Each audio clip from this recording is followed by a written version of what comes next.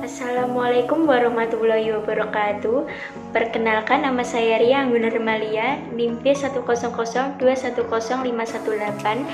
Program Studi Manajemen Kelas K, Fakultas Ekonomi dan Bisnis Universitas Muhammadiyah Surakarta. Di sini saya akan menjelaskan tentang lembar kerja proyek warganegara 3. Langkah 1. Identifikasi masalah di lingkungan sekitar dan topik yang saya pilih. Ada banyak permasalahan yang terjadi di lingkungan sekitar saya, yaitu diantaranya 1. Masalah perekonomian di lingkungan sekitar pada kondisi pandemi COVID-19 saat ini. 2. Kesenjangan pendidikan akibat dampak COVID-19. 3. Kurangnya fasilitas yang memadai pada sekolah online saat pandemi COVID-19. 4. Tidak meratanya bantuan sosial untuk masyarakat kurang mampu pada pandemi COVID-19. 5. Banyak orang yang di PHK atau menjadi pengangguran akibat pandemi COVID-19. 6. Banyak orang yang tidak melaksanakan protokol kesehatan sehingga memperburuk keadaan dan meningkatnya orang yang terpapar COVID-19. Topik yang saya pilih adalah masalah perekonomian di lingkungan sekitar pada kondisi pandemi COVID-19 saat ini. Langkah 2. Relevansi topik dengan bidang studi dan relevansi topik dengan mata kuliah Pancasila. Topik permasalahan yang saya pilih ini mengenai ekonomi. Menurut saya, topik ini sesuai dengan bidang studi saya, yaitu manajemen Fakultas Ekonomi dan Bisnis.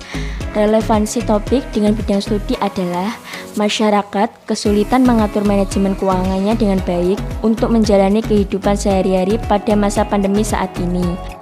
Relevansi topik dengan mata kuliah Pancasila adalah berkaitan dengan nilai-nilai Pancasila, yaitu sila kelima yang berbunyi keadilan sosial bagi seluruh rakyat Indonesia. Dalam permasalahan ini terlihat adanya ketidakadilan dalam masalah perekonomian, seperti para pekerja di PHK dalam masa pandemi COVID-19 ini. Selain itu, permasalahan ini juga berkaitan dengan nilai-nilai Pancasila sila ketiga yang berbunyi Persatuan Indonesia. Jadi, diharapkan bagi semua warga negara harus bersatu menjadi kesatuan untuk berupaya memberantas masalah perekonomian pada pandemi COVID-19 ini.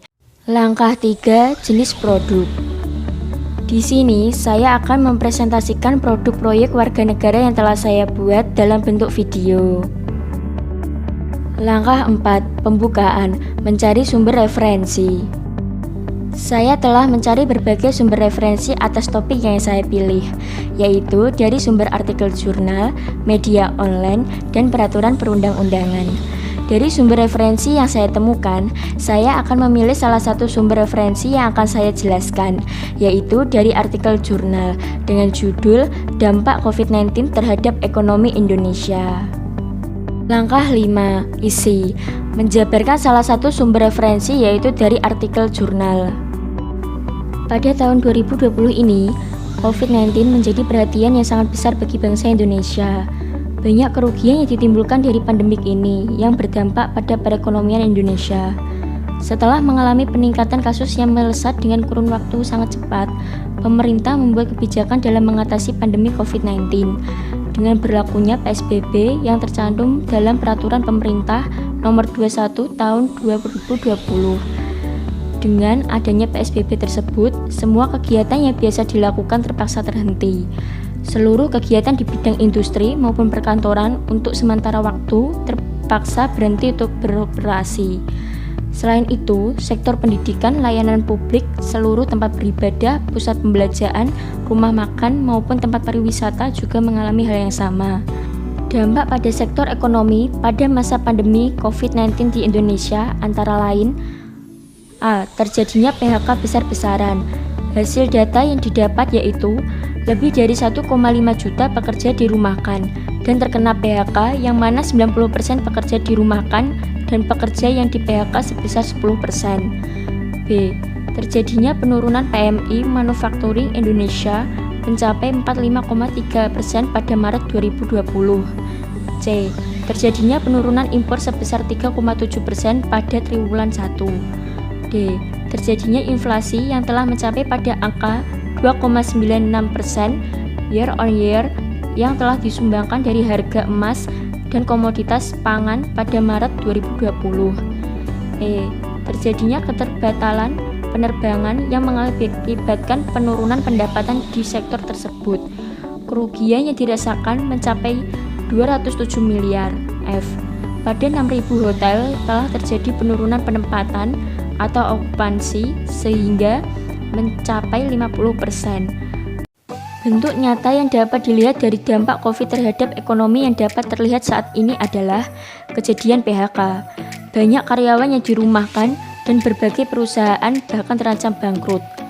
Sebanyak 114.340 perusahaan telah melakukan PHK dan merumahkan tenaga kerja dengan total pekerja yang terkena telah mencapai angka 1.943.916 orang. Perusahaan dengan persentase 77% sektor formal dan 23% dari sektor informal. Langkah 6. Penutup. Menjabarkan inti dari keseluruhan sumber referensi atau kesimpulan. Pada masa pandemi COVID-19 ini, masyarakat banyak mengalami kesulitan, seperti menurunnya pendapatan secara drastis oleh masyarakat, banyaknya para pekerja menjadi pengangguran karena di PHK, sehingga menyebabkan tingkat kemiskinan semakin tinggi, kerugian pada sektor pariwisata yang menyebabkan penurunan okupansi, dan bahkan memberikan dampak terhadap aktivitas lainnya yaitu kesenjangan pendidikan. Sekian dari saya. Apabila ada kesalahan dalam tutur kata maupun tindakan, saya mohon maaf. Sekian dan terima kasih. Wassalamualaikum warahmatullahi wabarakatuh.